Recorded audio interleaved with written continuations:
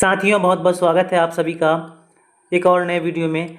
तो चलिए, आप लोग बताइएगा कि आप लोग कैसे हैं, हमें कमेंट बॉक्स में ज़रूर बताइएगा। और आप लोगों की तैयारी कैसी चल रही है। देखिए, आप लोग ये समझ के तैयारी को नहीं रोक दीजिएगा कि एग्ज़ाम कब होने वाला है, आपका एग्ज़ाम का एडमिट कार्ड वगैरह नहीं आया है। तो देखिए, ये आपका एक कम्पिटिटिव एग्ज़ाम है।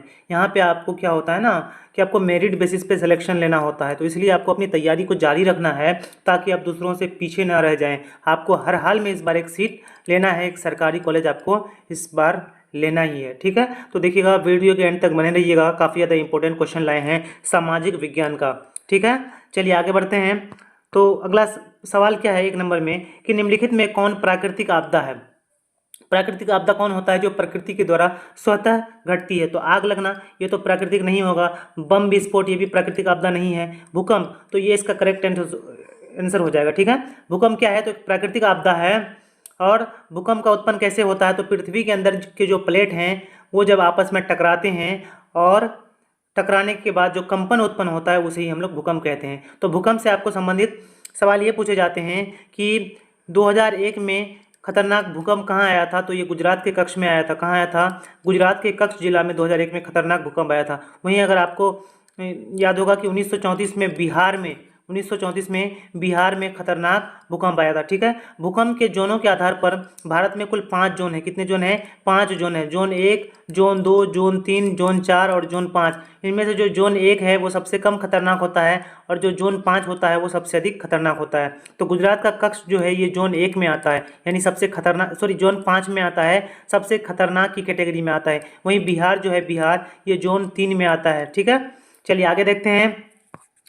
2 नंबर सवाल है कि कृषि सुखाड़ होता है जल के अभाव में, मिट्टी में नमी के अभाव से, या मिट्टी के क्षय के कारण, या मिट्टी की लवणता के कारण। तो देखिएगा, कृषि सुखाड़ क्या होता है, तो जल की अभाव, यानी जब बारिश नहीं होती है, वर्षा की कमी हो जाती है, तो खेतों में जल का अभाव हो जाता है और इसे ही कृषि सुखाड़ कहा जाता है। को ऑप्शन इसका सही आंसर हो जाएगा। चलिए आगे देख लेते हैं।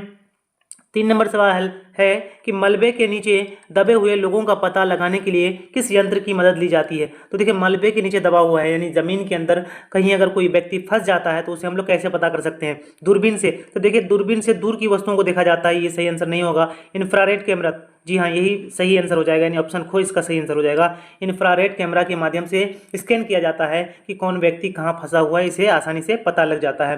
हेलीकॉप्टर से भी नहीं कर सकते हैं हम लोग और टेलीस्कोप से भी नहीं हो सकता है, तो इसका खो आंसर जो है करेक्ट हो जाएगा। चलिए आगे देख लेते हैं। 4 नंबर सवाल है, इनमें कौन बहुराष्ट्रीय कंपनी है। बहुराष्ट्रीय कंपनी वो होता है जो बहुत सारे देशों में जिनका व्यापार चलता है। तो कौन हो जाएगा, Ford motor, Samsung, Coca Cola, या इनमें सभी। तो देखिए, फोर्ड मोटर भी बहुराष्ट्रीय है, ये भी है, कोका कोला भी है, तो इनमें सभी हो जाएगा। घ ऑप्शन इसका करेक्ट आंसर हो जाएगा। चलिए आगे देख लेते हैं। 5 नंबर सवाल है, उपभोक्ताओं के शोषण के मुख्य प्रकार हैं। किस प्रकार के शोषण उपभोक्ताओं के साथ हो सकते हैं।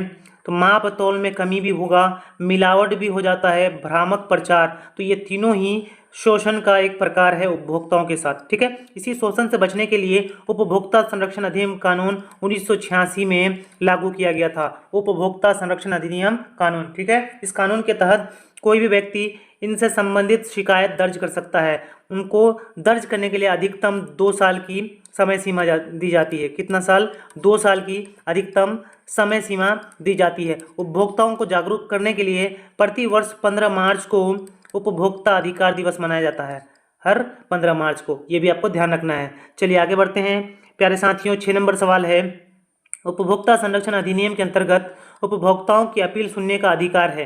तो अपील कौन सुन सकता है, राज्य आयोग, राष्ट्रीय आयोग, या दोनों, या इनमें से कोई नहीं। तो देखिए, उपभोक्ताओं के अपील सुनने का अधिकार इनमें से दोनों को है नहीं। गो ऑप्शन इसका सही हो जाएगा, गो आंसर बिल्कुल सही हो जाएगा। चलिए आगे देख लेते हैं। 7 नंबर सवाल है कि सांप्रदायिकता का सही अर्थ क्या है। अपने धर्म को निष्ठा, अपने धर्म को श्रेष्ठ समझना, धार्मिक प्रचार, या धर्मनिरपेक्षता। तो देखिए, हमारा देश किस प्रकार का है, धर्मनिरपेक्ष है। ठीक है, तो ये सांप्रदायिकता का अर्थ नहीं होगा। सांप्रदायिकता का अर्थ होता है अपने धर्म को श्रेष्ठ मानना, जो कि गलत बात है। ठीक है, सिर्फ अपने धर्म को अच्छा मानना नहीं है, बल्कि हमारे लिए सभी धर्म एक समान होना चाहिए, सभी धर्म हमारे लिए एक जैसा ही होना चाहिए। ठीक है, क्योंकि भारत जो है विविधताओं में क्या है, तो एकता है। इसलिए सांप्रदायिकता का सही अर्थ क्या हो जाएगा, अपने धर्म को श्रेष्ठ समझना हो जाएगा। खो ऑप्शन इसका करेक्ट हो जाएगा। ठीक है, चलिए आगे देख लेते हैं। 8 नंबर सवाल है, महात्मा गांधी ने किस पत्रिका का संपादन किया? कॉमनवेल्थ, यंग इंडिया, बंगाली या बिहारी? तो देखिए महात्मा गांधी ने कुल 4 पत्रिकाओं का संपादन किया। पहला आप लिख लीजिएगा यंग इंडिया, क्या नाम है? Young India. दूसरा आप लिखिएगा नवजीवन, नवजीवन। और तीसरा लिखिएगा इंडियन ओपिनियन।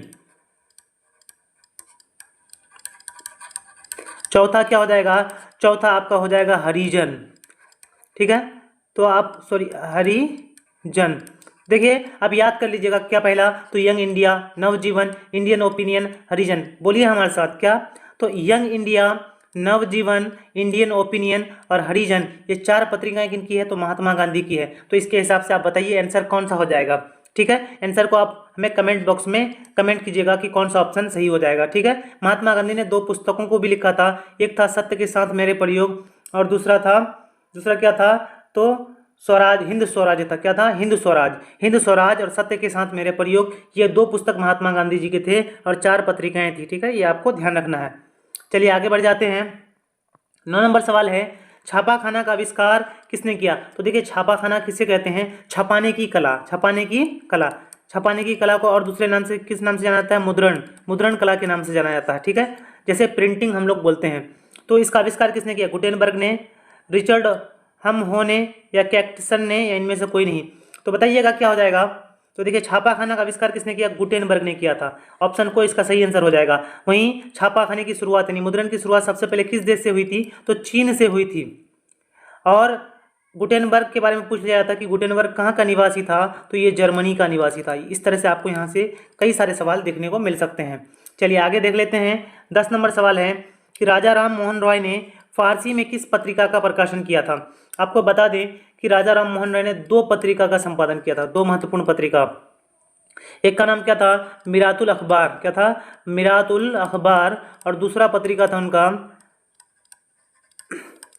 दूसरा पत्रिका क्या था? तो संवाद कौमुदी था। क्या था? संवाद कौमुदी। ये 2 पत्रिकाएं किसकी थी? तो राजा राम मोहन रॉय की। ठीक है, याद कर लीजिए क्या? पहला मिरातुल अखबार, दूसरा संवाद कौमुदी। पहला मिरातुल अखबार, दूसरा संवाद कौमुदी। अभी याद कर लीजिए और रखिए मत इसको। ठीक है, क्या हो जाएगा? पहला मिरातुल अखबार, दूसरा संवाद कौमुदी।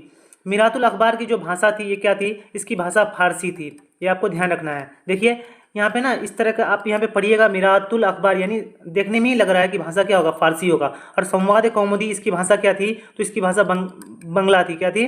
बंगला। ठीक है, तो मिरातुल अखबार की भाषा फारसी और संवाद कौमुदी की भाषा बंगला। तो यहाँ पे अगर सवाल का सही आंसर देखें कि राजा राम मोहन रॉय ने किस पत्रिका का प्रकाशन किया था, तो ऑप्शन के हिसाब से क्या हो जाएगा? मिरातुल अखबार हो जाएगा। ऑप्शन घ इसका करेक्ट आंसर हो जाएगा। आगे बढ़ जाते हैं। 11वां सवाल है कि तिलक ने केसरी का प्रकाशन किस भाषा में किया? बाल गंगाधर तिलक के बारे में कहा जा रहा है। ठीक है, बाल गंगाधर तिलक ने केसरी का प्रकाशन किस भाषा में किया? देखिए बाल गंगाधर तिलक ने 2 पत्रिकाओं का संपादन किया। एक मराठा, पहला क्या था? मराठा, दूसरा केसरी नाम था। ठीक है, बोलिए पहला क्या था? मराठा, दूसरा केसरी। पहला मराठा, दूसरा केसरी। ठीक है, मराठा की भाषा आपको याद रखना है, मराठा की भाषा अंग्रेजी, मराठा की भाषा अंग्रेजी और केसरी की भाषा मराठी। मराठा की भाषा अंग्रेजी, केसरी की भाषा मराठी। तो यहाँ पे क्या पूछा है? केसरी की भाषा। तो केसरी की भाषा क्या हो जाएगा? मराठी हो जाएगा। ऑप्शन गो इसका करेक्ट आंसर हो जाएगा। चलिए आगे देख लेते हैं। 12वां सवाल 12 नंबर में है, गिरमिटिया मजदूर बिहार के किस क्षेत्र से भेजे जाते थे? पूर्वी क्षेत्र, पश्चिमी क्षेत्र, उत्तरी क्षेत्र या दक्षिणी क्षेत्र? तो देखिए गिरमिटिया मजदूर कहाँ से भेजे जाते हैं? तो पश्चिमी क्षेत्र से भेजे जाते थे, यानी ऑप्शन खो इसका करेक्ट आंसर हो जाएगा। चलिए आगे देख लेते हैं। 13 नंबर सवाल है, आलू अकाल, आलू अकाल किस देश में हुआ था? इंग्लैंड में, आयरलैंड में, स्पेन में या अमेरिका में? तो देखिए आलू अकाल कहाँ हुआ था? तो आयरलैंड में हुआ था। ऑप्शन खो इसका सही आंसर हो जाएगा। क्या हो जाएगा? आयरलैंड हो जाएगा। आगे देख लेते हैं। 14 नंबर सवाल है कि गदर पार्टी की स्थापना किसने और कब की? गुरदयाल सिंह 1916, चंद्रशेखर आज़ाद 1920, लाला हरदयाल 1913 या मोहन सिंह भाकना 1918? तो देखिए गदर पार्टी की स्थापना किसने की थी? तो लाला हरदयाल ने। किसने? लाला हरदयाल ने किया था और 1913 ईस्वी में किया था। ऑप्शन गो इसका सही आंसर हो जाएगा। ठीक है, ऑप्शन गो हो जाएगा। चलिए आगे बढ़ जाते हैं। 15 नंबर सवाल है, असहयोग आंदोलन का प्रस्ताव कांग्रेस के किस अधिवेशन में पारित हुआ? देखिए एक होता है कि किस अधिवेशन में पेश किया गया और किस अधिवेशन में पारित हुआ। ये दो तरह के आपको सवाल देखने को मिलते हैं, इन दोनों में कन्फ्यूजन नहीं होना। पेश का मतलब है कि वहाँ पे सिर्फ पेश किया गया, वो पास नहीं हुआ। पास का मतलब पारित हो जाना, ठीक है, और पेश करना का मतलब सिर्फ उसमें बहस वगैरह चला होगा। तो अगर पेश करने की बात आए तो आपको क्या हो जाएगा, 1920 का कलकत्ता अधिवेशन में पेश किया गया था। वहीं अगर पारित करने की बात करें तो पारित कब हुआ था, दिसंबर 1920 का नागपुर अधिवेशन में इसे पारित किया गया था। और इसी के बाद से असहयोग आंदोलन की शुरुआत हुई थी 1920 ईस्वी में। ठीक है, चलिए आगे देख लेते हैं। 16 नंबर सवाल है, भारत में खिलाफत आंदोलन कब और किस देश के शासक के समर्थन में शुरू हुआ। ठीक है, तो देखिएगा खिलाफत आंदोलन कब हुआ था, तो 1920 में हुआ था और ये तुर्की के शासक के खिलाफ, तुर्की के शासक के समर्थन में, तुर्की के शासक के समर्थन में हुआ था। महात्मा गांधी जी का इस आंदोलन में बहुत महत्वपूर्ण योगदान था। ठीक है, यानी ऑप्शन को इस सवाल का सही आंसर हो जाएगा। आगे देख लेते हैं। 17 नंबर सवाल है कि गदर पार्टी की स्थापना कब और किसने की। देखिए ये सवाल जो है डबल आ गया है। ठीक है, डबल आ गया है, मैंने आपको आंसर पहले ही बता दिया। अगर आपने अच्छे से देखा होगा तो आप आंसर कमेंट बॉक्स में जरूर बताइएगा। कमेंट बॉक्स में आप आंसर को कमेंट कीजिए, इससे आपका याद भी हो जाएगा कि कौन सा इसका सही आंसर है। चलिए आगे देख लेते हैं। 18 नंबर सवाल है कि रंपा विद्रोह कब हुआ, 1916, 1917, 1918 या 1911। तो देखिए रंपा विद्रोह कब हुआ था, 1916 में हुआ था और यह एक आदिवासी विद्रोह था। किस प्रकार का विद्रोह था, आदिवासी समुदाय का विद्रोह था। यह 1916 में हुआ था। वहीं बात कर लेते हैं 1917 में कौन सा आंदोलन हुआ था भारत में, तो चंपारण सत्याग्रह हुआ था। महात्मा गांधी ने किया था चंपारण सत्याग्रह, 1917 ईस्वी में हुआ था। ठीक है, ये भी आपको ध्यान रखना है।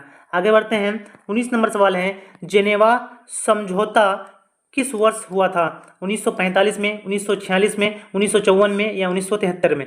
तो देखिएगा जेनेवा समझौता कब हुआ था, तो ऑप्शन गो इसका सही आंसर हो जाएगा, 1954 ईस्वी में हुआ था। तो देखिए क्या हुआ था ना कि हिंद चीन में जो मतलब वहाँ पे जो आंदोलन चल रहा था, उस आंदोलन में वियतनाम को एकीकृत करने के लिए जेनेवा समझौता किया गया था 1954 ईस्वी में। ठीक है, आपको ध्यान रखना है। आगे बढ़ते हैं। 20 नंबर सवाल है कि हिंद चीन में बसने वाले फ्रांसीसी कहे जाते थे। फ्रांसीसी शासक वर्ग, कोलोन या जनरल। तो देखिए हिंद चीन में जो फ्रांसीसी लोग बसते थे उन्हें कोलोन कहा जाता था। क्या कहा जाता, कोलोन। ऑप्शन गो इसका सही आंसर हो जाएगा। आगे बढ़ते हैं। 21 नंबर सवाल है कि नरोत्तम सिन्हानुक कहाँ के शासक थे, वियतनाम, लाओस, थाईलैंड या कंबोडिया। तो देखिए नरोत्तम सिन्हा कहाँ के थे, कंबोडिया के शासक थे। ठीक है, यहाँ पे आपको कंबोडिया से और भी सवाल पूछा जाता है कि आपको जो है अंकोर वाट का मंदिर कहाँ है, अंकोर वाट का मंदिर कहाँ है, तो आपको याद रखना है कंबोडिया में। कहाँ है, कंबोडिया में। अंकोर वाट के मंदिर का निर्माण किसने किया था, तो राजा सूर्यवर्मन द्वितीय ने कराया था इसका। ठीक है, निर्माण राजा सूर्यवर्मन द्वितीय ने कराया था और ये कहाँ है, तो कंबोडिया में है। इस तरह से भी आपको सवाल बनता है। आगे देख लेते हैं। 22 नंबर सवाल है, मुद्रा का प्राचीनतम रूप है धातु मुद्रा, सिक्के, वस्तु मुद्रा या पत्र मुद्रा। तो देखिए जब मुद्रा वगैरह जब इस तरह से मतलब कि नोट वगैरह नहीं छपा था या सिक्के वगैरह नहीं थे तो उस समय वस्तु मुद्रा चलता था। वस्तु मुद्रा में क्या होता था कि वस्तु विनिमय प्रणाली से कहा जाता था। इसमें कोई व्यक्ति को मान के चलिए किसी दूसरे चीज़ की ज़रूरत पड़ती थी तो वो उसे अपना सामान दे करके उस सामान को वो ले लेता था और अपने सामान को दूसरे को दे देता था। तो इस तरह से ये क्या कहलाती थी, वस्तु विनिमय प्रणाली कहलाती थी। प्राचीन जमाने में यही मुद्रा उपयोग होता था। आगे देख लेते हैं। 23 नंबर सवाल है, किस धातु का मुद्रा के रूप में सर्वाधिक प्रयोग हुआ, लोहा का, तांबा, पीतल या चांदी और सोना। तो आप लोग बताइएगा कि किस धातु का सर्वाधिक प्रचलन हुआ मुद्रा के रूप में, तो वो हो जाएगा क्या, चांदी और सोना का। चांदी और सोना का पुराने जमाने में प्राचीन युग में चांदी और सोना के सिक्कों का मुद्रा के रूप में प्रयोग किया जाता था। ऑप्शन घो इसका करेक्ट आंसर हो जाएगा। आगे देख लेते हैं 24 नंबर सवाल में कि व्यावसायिक बैंकों का राष्ट्रीयकरण कब किया गया, 1966, 1980, 1969 या 1975। आपको बता दें कि भारत में दो बार व्यावसायिक बैंकों का राष्ट्रीयकरण किया गया। पहला किया गया था 1969 में 14 बैंकों का राष्ट्रीयकरण। कितने बैंकों का, 14 बैंकों का राष्ट्रीयकरण किया गया। उसके बाद 1980 ईस्वी में फिर 6 बैंकों का राष्ट्रीयकरण किया गया। तो इस तरह से कुल 20 बैंक हो गए, लेकिन उनमें से एक बैंक को मर्ज कर दिया गया। तो वर्तमान में 19 व्यावसायिक राष्ट्रीयकृत बैंक हैं। कितने हैं, 19 हैं। तो इस सवाल का सही आंसर क्या हो जाएगा, ऑप्शन गो हो जाएगा। पहली बार 1969 ईस्वी में किया गया था। आगे देख लेते हैं, दक्षिण भारत में सर्वाधिक गन्ना उत्पादक राज्य कौन है? आंध्र प्रदेश, उड़ीसा, महाराष्ट्र या तमिलनाडु? तो देखिए, दक्षिण भारत का सर्वाधिक गन्ना उत्पादक जो राज्य है वो महाराष्ट्र है। ऑप्शन गो इसका सही आंसर हो जाएगा। वहीं बात कर लेते हैं, महाराष्ट्र सबसे ज़्यादा फेमस है कपास के उत्पादन के लिए। किसके? तो कपास की खेती महाराष्ट्र में सर्वाधिक होती है, क्योंकि यहाँ पे काली मृदा पाई जाती है। काली मृदा को दूसरे नाम से यानी रेगुर मृदा के नाम से भी जाना जाता है। ये भी सवाल आपको पूछा जा सकता है। चलिए आगे देख लेते हैं। 26 नंबर सवाल है कि ऑपरेशन फ्लड से क्या तात्पर्य है? बाढ़ नियंत्रण, डेयरी विकास, बांध मरम्मत या धान की उन्नति? तो देखिएगा, यहाँ पे अक्सर लोग कंफ्यूज हो जाएंगे कि ऑपरेशन फ्लड क्या है। फ्लड का मतलब क्या होता है? फ्लड का मतलब होता है बाढ़। तो यहाँ पे सभी लोग बाढ़ नियंत्रण में टिक करके आ जाएंगे, लेकिन इसका संबंध उससे नहीं है, बल्कि ऑपरेशन फ्लड का संबंध है डेयरी विकास से। किससे? डेयरी विकास से इसका संबंध है। ऑप्शन खो इसका करेक्ट आंसर हो जाएगा। आगे देख लेते हैं, 27 नंबर सवाल है, किस फसल की खेती के लिए ढालू भूमि आवश्यक है? गेहूं, कपास, कहवा या गन्ना? तो आप ही लोग बताइएगा कि पहाड़ी इलाकों में या फिर ज़्यादा ढलान वाले इलाकों में किस चीज़ की खेती अधिकतम की जाती है? तो आप लोगों को भी पता होगा, क्या? चाय की खेती की जाती है। और कहवा जिसे हम लोग कॉफ़ी कहते हैं, कॉफ़ी और चाय की खेती ढलान वाले जगहों में की जाती है। तो चाय तो यहाँ पे ऑप्शन में नहीं है, तो आंसर क्या हो जाएगा? कहवा हो जाएगा। ऑप्शन गो हो जाएगा। कॉफ़ी की खेती की जाती है, ठीक है। वहीं कपास की खेती काली मृदा में की जाती है। किसमें? काली मृदा में कपास की खेती की जाती है। आगे देख लेते हैं, 28 नंबर सवाल है, पक्की सड़कों की लंबाई की दृष्टि से प्रथम स्थान पर कौन राज्य है? बिहार, महाराष्ट्र, तमिलनाडु या केरल? चलिए आप लोग बताइएगा कि पक्की सड़कों की सबसे अधिक लंबाई कहाँ हो सकती है। तो देखिए, बिहार तो इतना विकसित है नहीं कि यहाँ पे ज़्यादा पक्की सड़कों की लंबाई मिलेगी। तमिलनाडु में भी नहीं है, केरल में भी नहीं है। इसका सही आंसर क्या हो जाएगा? महाराष्ट्र हो जाएगा। ऑप्शन खो इसका करेक्ट आंसर हो जाएगा। आगे देख लेते हैं, 29 नंबर सवाल है, किस वर्ष इंडियन एयरलाइंस को एयर इंडिया का नाम दिया गया था? तो देखिए, इंडियन एयरलाइंस को एयर इंडिया का नाम कब दिया गया था? तो इसका सही आंसर हो जाएगा 2007 में दिया गया था। ऑप्शन घो करेक्ट आंसर हो जाएगा। वहीं बात कर लेते हैं कि इंडियन एयरलाइंस का यानी जो मतलब भारत में वायु परिवहन का राष्ट्रीयकरण कब किया गया था? ये भी सवाल आपको पूछा जाता है कि वायु परिवहन का राष्ट्रीयकरण कब किया गया था? तो 1953 ईस्वी में वायु परिवहन का राष्ट्रीयकरण किया गया था। यह आपको ध्यान रखना है। आगे हम लोग बढ़ जाते हैं 30 नंबर सवाल में कि 3 कठिया प्रणाली किन पर लागू थी? किसानों पर, श्रमिकों पर, व्यापारियों पर या उद्योगपतियों पर? तो देखिए, 3 कठिया प्रथा किन पर लागू थी? किसानों पर लागू थी। किन पर लागू थी? किसानों पर लागू थी। ऑप्शन ए इसका सही आंसर हो जाएगा। वहीं बात कर लेते हैं कि 3 कठिया प्रणाली का प्रचलन कहाँ था? तो बिहार के चंपारण जिले में। चंपारण जिले में क्या होता था कि अंग्रेजों द्वारा किसानों को 3/20 भाग में यानी 1 बीघा जमीन में से 3 कट्ठे जमीन में नील की खेती करना अनिवार्य कर दिया गया था। तो इसमें क्या होता था कि इनको अपने हिसाब से मूल्य नहीं मिल पाता था नील की खेती का, और इनके ज़मीन भी बंजर हो जाते थे, ठीक है। इससे किसानों को परेशानी होती थी। तो इनमें से एक किसान राजकुमार शुक्ल क्या किए? तो इन सभी बातों को महात्मा गांधी के पास रखे 1916 के लखनऊ अधिवेशन में राजकुमार शुक्ल पहुंचे और वहां पे इन सभी बातों को महात्मा गांधी के साथ अवगत कराया, ठीक है। महात्मा गांधी ने 1917 ईस्वी में चंपारण आकर के चंपारण सत्याग्रह किया और किसानों को उनका हक दिलाया। यहीं पे महात्मा गांधी को महात्मा की उपाधि मिली थी। किसकी? महात्मा की उपाधि मिली थी। और महात्मा की उपाधि उन्हें किसने दिया था?